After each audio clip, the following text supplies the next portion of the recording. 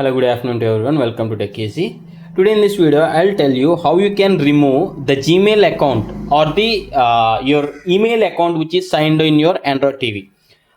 See here, this is on the home screen, right? I will be navigating to the profile picture at the top right. This top right.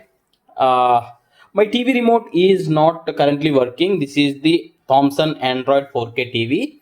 So I have been using this phone as the remote with the Google TV remote app. So see, this is where you need to navigate to and select that. And see here, one, two, three, four, fourth option, right? You can click on remove accounts here, whether it is clear or not.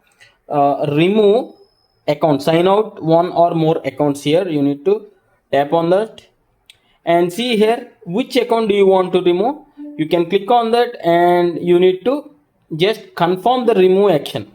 So once you do this, the account has been removed and there is only one account. Even this account also you can remove without having a single account. Still you can use your Android TV, but it is recommended to have at least one email ID. I hope you like this tutorial and thanks for watching. Have a nice day.